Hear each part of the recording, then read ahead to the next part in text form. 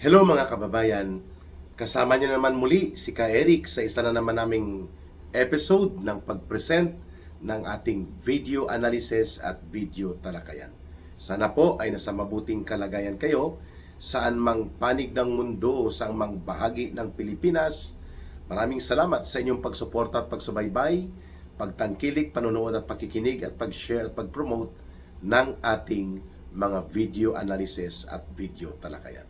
Sa puntong ito ay bibigyan po natin ng pagpapaliwanag na naman itong pagmamaktul at pagdadamdam-damdam ni Marcos Jr. as if feeling victim siya ng marumi na environment ng social media, ng Facebook, ng mga TikTok, ng mga Reels, kung kaya bad trip siya, kung bakit bagsak na bagsak sa lahat halos ng public opinion survey ang kanyang trust and approval rating. So sini Marcos Jr. ang social media dahil puno daw ng fake news, puno daw ng mga lason ng kasinungalingan. Wow. Okay ka lang.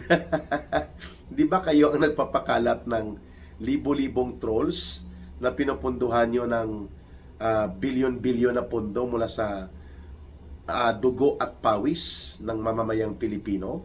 Di po ba nabunyag itong recordings ni Claire Castro? Di umano na nais pa nga sana ito na ibunyag ni Senator Robin Padilla sa Senado dahil may conversation over the phone na kumakalat na pinagagalitan ni Claire Castro ang isa sa mga troll handler operators na pinupunduhan nila dahil lagapak na lagapak sa public opinion si Marcos. So di po ba inamin din ni Marcos noong 2022 pa nagme-maintain na siya ng mga trolls. Pag sinabing trolls, walang utak po ito. Ang gawain nito ay magpakalat ng basura. Fake news, kalokohan, katarantaduhan, at kabastusan at kabalbalan sa internet gamit ang Facebook, ang YouTube, ang TikTok, at iba pa. Yan po ang trolls ni Marcos eh. May mga vloggers pa nga yan na pinupunduan, ano? Mga kababayan. At nagre-recruit yan ng mga tinatawag na bayaran na mga operators sa social media. Yun yung trolls, no? Tapos ituturo ni Marcos sa netizens, sa mga kritiko ng gobyerno at sa mga mamamayang Pilipino na nagtatakwil at nasusuklam sa kanya kung bakit bumabagsak ang kanyang trust and approval rating. Apektadong-apektado si Kulukoy, ano? Mga kababayan, kita nyo naman kung gaano ka-stress itong Kulukoy na si Marcos Jr., no? Biglang bumagsak ang kanyang pangangatawan, nangayayat, at kitang-kita naman na may iniinda o may pinagdadaanan na seryoso o critical illness. Ayaw lang aminin dahil nga natatakot na matatanggal sa kapangyarihan at mapapalitan siya ng isa na namang Duterte sa pamunuan. So, ano ba ang pinagmamaktul ni Marcos Jr.? Ano ba ang kanyang inaangal at pa-victim effect siya dito sa kunwari ay pagkalat di umano ng mga negatibong balita laban sa kanyang gobyerno sa social media, sa internet? Aba, disisihin niyang sarili niya kung bakit siya sinusuka at itinatakwil ng taong bayan. Kasi hanggang ngayon, hindi pa rin niya inaamin na kahit booking na ang lahat ng ebidensya at dugtungang kriminal ng mga nangyari sa pangungulimbat at pandurubo sa kabanang bayan, lalo na ang 1.4 trillion pesos na pondo na ninakaw sa flood control projects na ito. Siya ang itinuturo na mastermind. Siya po at ang kanyang pinsan. Pero nagkukunwari at niloloko niya ang taong bayan at ang sarili niya, nuknuka ng pagkasinungaling.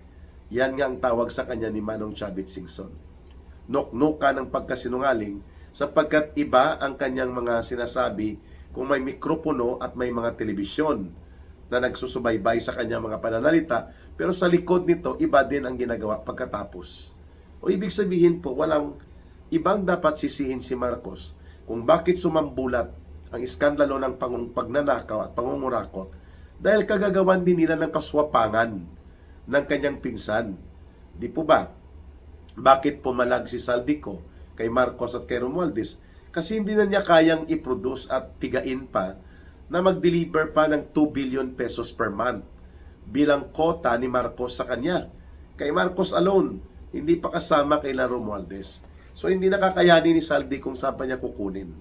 Kaya nga nagdisenyo sila noon na pagkatapos nilang katayin at gawing sindikato ang budget, ay maghahanap si Saldico at mga sindikato na grupo nila ng contractors na magka-cash advance upang doon ibagsak ang nanakawin ng mga pera sapagkat madidelay ang process of payment niyan dahil may government procurement mechanism and may mga standards pa na susundan para hindi halatang halata na hinigop ng pondo, ika-cash advance sa mga kontraktor.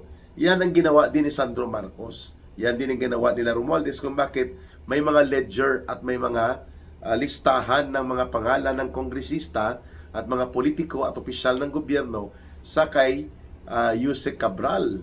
Ganon din po sa files ni ng mag-asawang Diskaya at even kay Saldico, mayroon siyang mga listahan kung sino-sino ang nasasangkot at nilalapitan nila para makapagpiga ng pondo para yung sugapa at swapang na uri ng panggobyerno ni Marcos at Romualdez matustusan. Mantakin mo 2 billion pesos per month ang kota kay Saldico at hindi pa kontento. Piniga at tinulak si Saldico over the edge na maghanap ng insertions na aabot ng 100 billion pesos at ipakash advance ang 25 billion pesos bilang kanyang kotong. At ang lahat ng ito ay nagaganap sa loob ng 3 taon, 2023, 2024, and 2025. At nang mabulgar ito, napagtanto at nakita ng taong bayan na hindi lahat mangyayari ang ganitong karumal-dumal, kasuklam-suklam, kasulas-sulasok na uri ng pagiging magnanakaw ng gobyerno laban sa kanyang mamamayan kung hindi ito pinasimunuan bilang mastermind ni Marcos Jr. So walang ibang sisisihin. Si Marcos, not the netizens, not the social media platforms, but himself sa kanyang pagiging gahaman niya, ng asawa niya, ng anak niya, na nasasangkot, pati pinsan niya itong lalo ng pinsan niyang Tambaluslos, na nasasangkot sa malawakang pandurubo at pagnanakaw sa isang sistematiko at malubha, organisado na uri ng korupsyon at pandarambong. That is the reason kung bakit nagagalit ang mayoriya ng mamamayang Pilipino. Itinatakwil at kinasusuklaman nila si Marcos Jr. Because Marcos Jr. is the real mastermind and criminal operator ng malakihan at napakalubha na nakawa na naganap sa gobyerno sa kasaysayan ng politika sa Pilipinas. And Marcos can never fool the people again. Hindi na niya mabubudol at maluloko ang taong bayan dahil nagkakaroon ng kaalaman at mga pagkamulat ang mamamayan sa mga nagaganap na ito sa pamamagitan ng social media, sa pamamagitan po ng sariling karanasan nila. Kaya pinagdidiskitahan ni Marcos ang mga mabilisan at malaganap na mga pag-share ng mga impormasyon sa internet, sa Facebook, sa Messenger, sapagkat mabilis po na naipapakalat ang mga pagbubunyag laban sa kanila na nagpapalakas din ng pagkakaroon ng focus na singilin at papanagutin si Marcos at si Romualdez sa kanilang karumal-dumal na krimen ng pandarambong sa mamamayang Pilipino. Pangalawa, itong pagmamaktol-maktol ni Marcos. Kasi nga may kumalat na mga videos na nagdudurog siya ng droga, di umano, at nakikipaglambutsingan sa isang male prostitute na in-interview ng isang vlogger sa Amerika, yung nagsiwalat nito na naging kliyente niya si Marcos at ang asawa nito sa mga group sex scandal sa Amerika. So kumalat po ang ganito sa social media. O bakit ka magagalit sa internet, sa social media?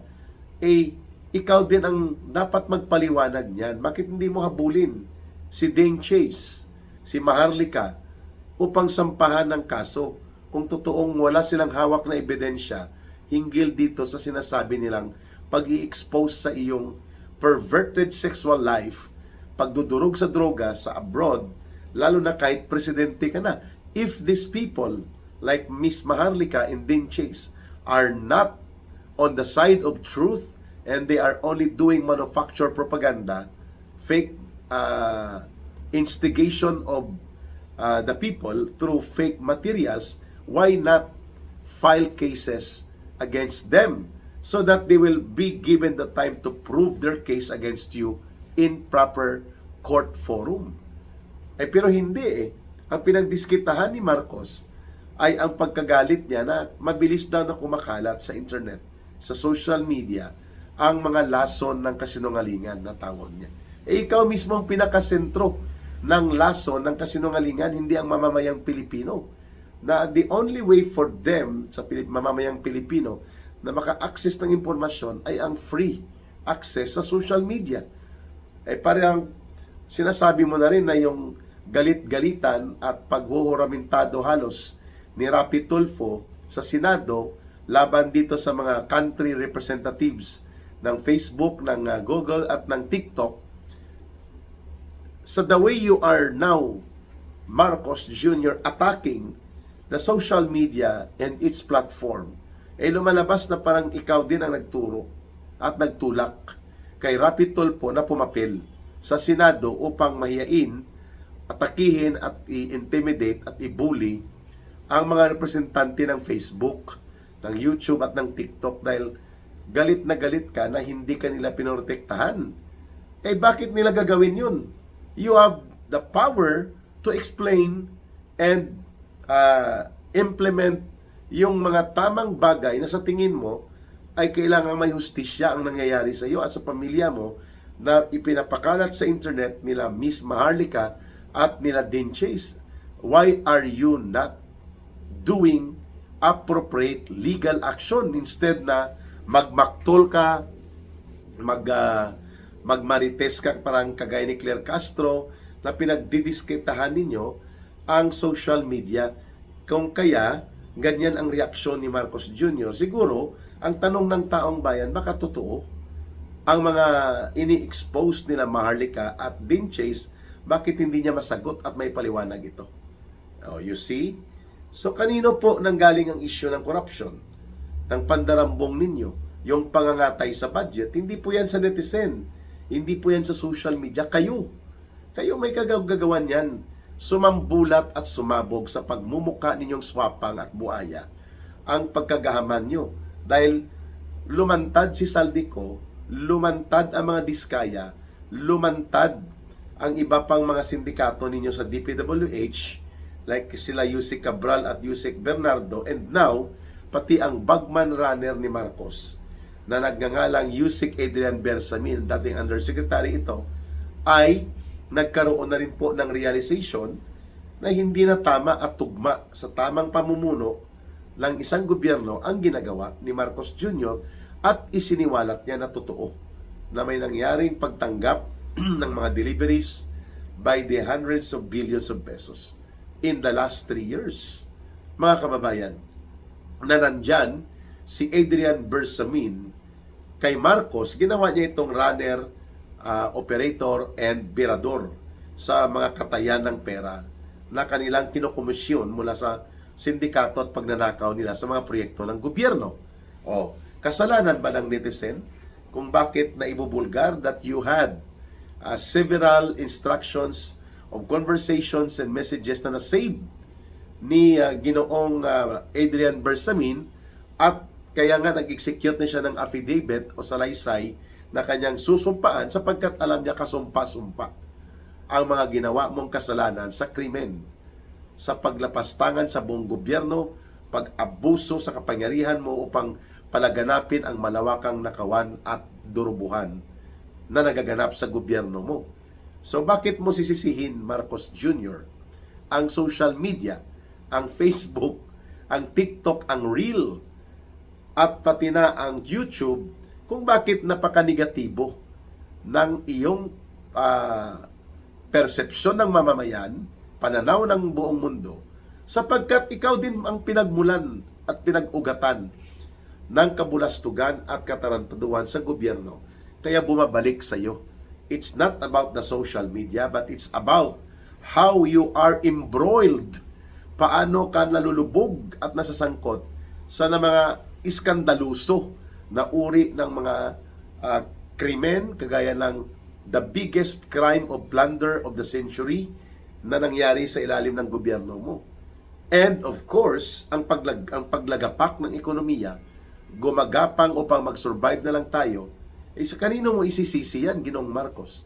Yan ang dahilan kung bakit tuloy-tuloy na lumalagapak at dumadaos-dos at gumagapang ang trust and approval rating ni Marcos Jr.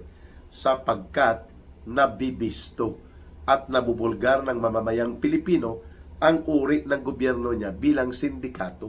Lalo pa ngayon na mayroong lalabas at ilalantad na Adrian Bersamin Files at mukhang tatamaan dito ng malakas na pagyanig si Marcos Jr. kung bakit damage control na sila ngayon upang lamang mapigilan ang napakalaking impact ng pagkukumpirma ni dating Undersecretary Adrian Bersamin kung paano po kumubra si Marcos ng limpak-limpak na mga pera, bilyon-bilyon na ang nagdi-deliver grupo nila Saldico, mga deliveries mula sa Bureau of Customs na negosyo at iba pang kasindikatuhan sa gobyerno.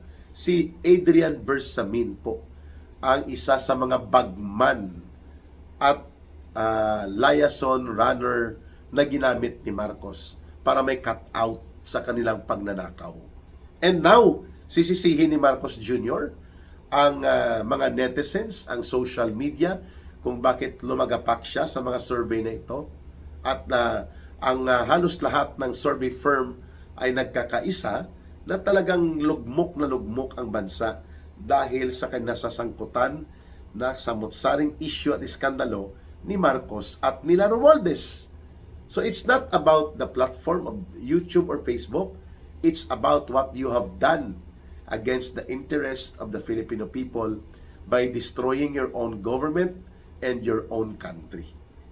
Mga kababayan, huwag po nating kalimutan na mag-like, mag-share at mag-subscribe sa atin pong YouTube channel na Ka-Eric Jeff Celis or Ka-Eric Celis YouTube channel at sa pag-follow sa ating Facebook account na Ka-Eric Jeff Celis Facebook account. At sa gustong tumulong sa People's Advocacy Center na ating binuo at nagpapatuloy sa pagbibigay ng pagpapaliwanag sa mga mamamayan, ang Bangon Sambayanan People's Movement, ang atin pong GCash line na pwede kayo mag-send ng 1 peso, 2 pesos, 5 pesos, 10 pesos is okay. What matters ay hindi ang pera, kung hindi ang inyong pagtanggap na suportahan kahit papaano sa maliliit na mga pagtulong ang Bangon Sambayanan People's Movement. Ang number po na ginagamit natin ay 0916-308-7710. Uulitin po ni Ka-Eric, 0916-308-7710. Ayan. Mga kababayan, huwag nating kalimutan, mahalin natin ang bansang Pilipinas. Walang ibang magmamahal nito kundi tayo ring mga Pilipino. Para sa Diyos at sa Pilipinas nating mahal, may God bless everyone and may Allah will be with those who are Muslim brothers and sisters. Bye for now. Ito po si Ka-Eric. See you in the next video analysis. Maraming salamat po.